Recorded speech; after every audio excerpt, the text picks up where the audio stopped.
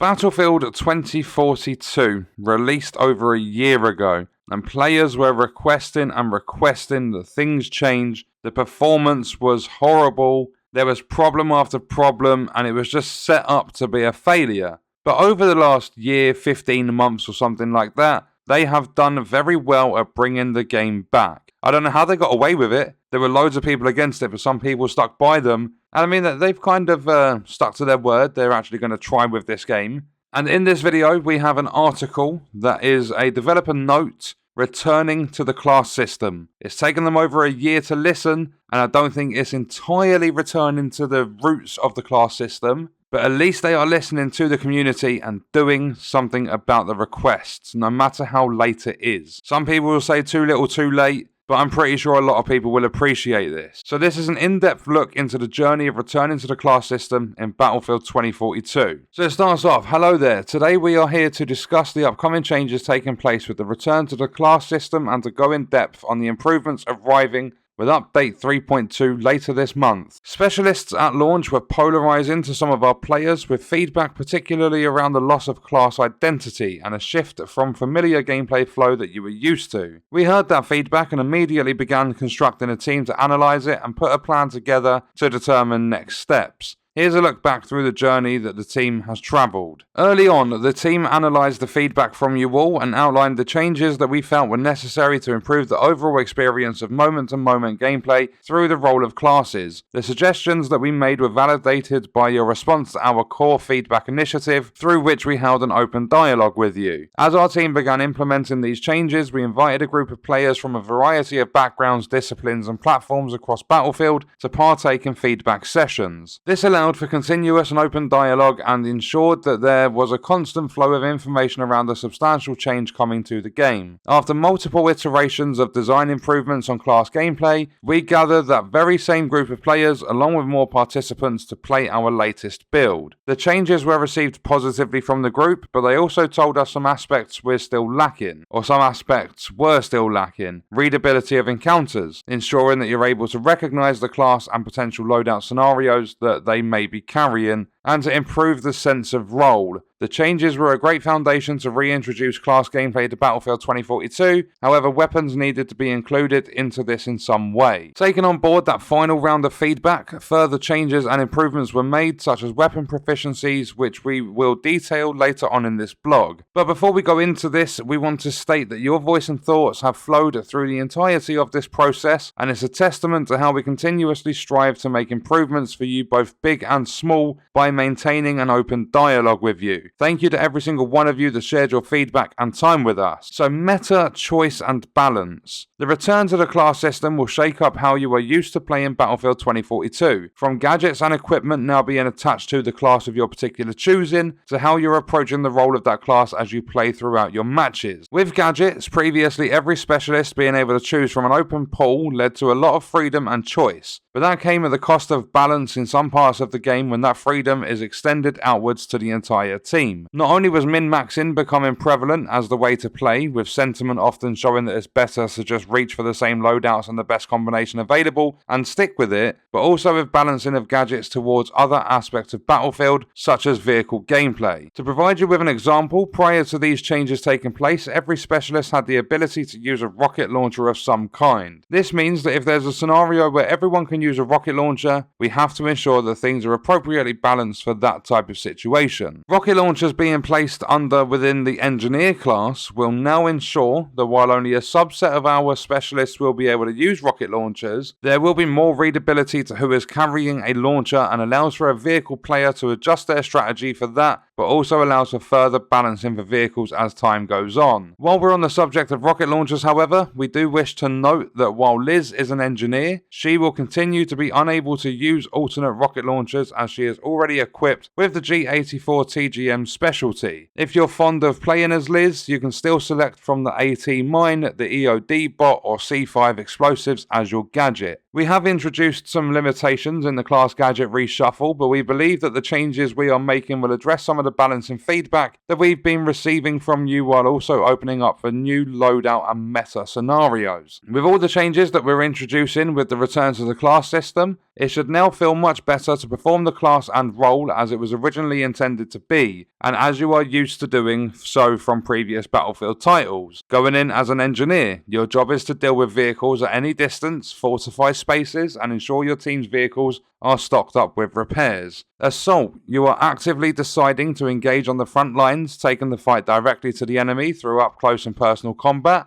while also providing brute forced openings for your team to push up right behind you. If you are inclined to assist your teammates through more direct means, then support may be the choice for you as you're tasked with the resupplying of ammo and ensuring your squad gets back in the fight as quickly as possible through reviving. Finally, if you're looking to avoid direct confrontation, you may be interested in recon. They prefer to utilize vantage points to the best of their capabilities to detect enemy presence and immediate threats while also working to find backdoor opportunities for their squad with sneaky spawn beacon placements. Freedom and flexibility still play a major role in 2042 with the choices you make now directly impacting your ability and efficiency on the field. Your choice is now your role. Thank fucking God. I think this is a brilliant change to the game. It's about time they've done something like this. We're not done with the article, but I just had to stop there for a moment and just appreciate the fact that they finally listened. I cannot wait to get into this game and the update launches if it hasn't launched already.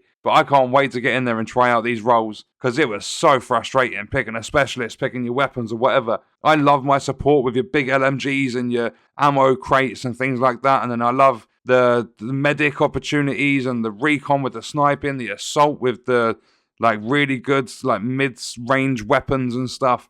The old Battlefield way. They obviously abandoned Battlefield 5 not long after its launch to work on this. They had a really bad launch with this. But I think they've taken it in the right direction. And it's so good to see. I'm so glad they've done it like this. It could have gone one of two ways, and it's gone the better way for the player. But carrying on, know what you need. With the specialists now moving into specific classes, it should now be easier to determine what you're about to come up against during an encounter. As an example, with Irish moving from engineer to the support role, you will now be able to understand that if you encounter him on the field, he may be running with an ammo crate, health crate, smoke launcher or claymores, while also having the ability to revive anyone in the field rather than only your squad mate. I don't know when it will be in this gameplay, but you guys will see I went on a proper reviving spree. Carrying on, this in turn works for the enemy as they'll know to prioritise taking down the support player first to prevent their team from staying in the fight through revives. We have also included class icons above all soldiers, allowing for more transparency on who you're up against. Keep those eyes peeled, that's a really good addition as well. Then we have weapon proficiencies. So this is a concept that came directly from our core feedback player sessions with some of you. Some elements of feedback that was highlighted to us was around considerations for weaponry fitting into the overall changes being made and what improvements can be established to ensure they fit into a class structure. It is our belief that weapons remaining open to all classes and specialists is the right choice for 2042. Previous Battlefield titles sometimes had systems that involved limiting weapon archetypes to only one class, such as Assault only having the ability to use assault rifles or Recon only being able to use sniper rifles and marksman rifles, and this is not something we intend for this title due to complexities involved with progression. Fair enough, but let's see what they're doing. Instead, weapon proficiencies exist to encourage you to use a certain weapon archetype with a class role that you would expect to see a synergy between. So if you are Assault and you run assault rifles, you get 3 extra magazines. If you're an engineer, you run an LMG, improved dispersion while crouched or prone. If you're support with an SMG, faster draw time, so I might have got the roles a little bit muddled up there. And then if you're recon, you're running a sniper rifle, immediate, constant and steady scope. The intent of weapon proficiencies is not to dictate what you equip yourself with, but rather to encourage and provide a recommendation on what may work best and bring further class identity for those who enjoy that type of gameplay. In doing so, you will benefit from a passive improvement that should make your role more proficient. I like that idea. It's something good. It's not going to force you down a certain gameplay route, even though that's what Battlefield players are used to. I like moving forward. Even though I like traditional things, I like moving forward and trying new stuff. And also, if it doesn't work, then hopefully at some point they can change it so that it works how traditional Battlefield games did. Then we have unifying your loadout. As part of the overall changes taking place with the return to classes or of classes to Battlefield 2042, we are also changing how loadouts function within the game. They will now be unified per class. This means that if you were to alter your choice of weaponry, class gadgets, or throwables for Crawford within your loadout, then that same selection will be available to you when you choose to play as Boris, as both of them are engineers. When update 3.2 arrives, you'll find that your current loadouts have been reset to their default status, so you can focus on rebuilding them specific for each class. Then last but not least, what's next? That's a wrap today. We hope that you've enjoyed learning more about the journey we've taken and reading through the changes that are coming in update 3.2.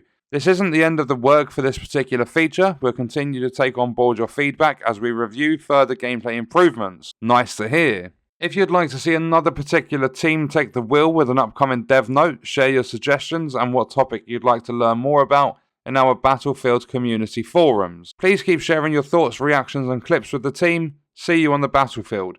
Release that update. I want 3.2. Hold up, I'm going to check their Twitter quickly, because I want to see how they've done this. I want to see if it works properly and everything like that. I want to jump on Battlefield and test it all out. So, on their main Twitter account, they just announced on January the 20th, double XP all weekend. And then on the direct communications, which talks about updates and stuff, they've got a pinned tweet from November 2021. And then their last one is just the dev notes. So, at the moment, at least the time of me recording this, 3.2 is not out at the moment. But I am looking forward to jumping onto 2042, testing this stuff out. It sounds really, really good. It might not be perfect, but it's a start. Getting rid of those specialists, not focusing so much on that, bringing back the traditional sort of class system. In a way, obviously, it's not exactly the same. But I like the idea of the proficiencies. I run out of ammo often playing as Assault. So if I'm going to jump on with an Assault rifle, I'm glad to have those 3 extra magazines and the other bonuses for the other classes. But that was a look at the dev notes for returning to the class system in BF 2042. It's due out this month, so within the next 9 days or so. I don't know exactly when it's coming out.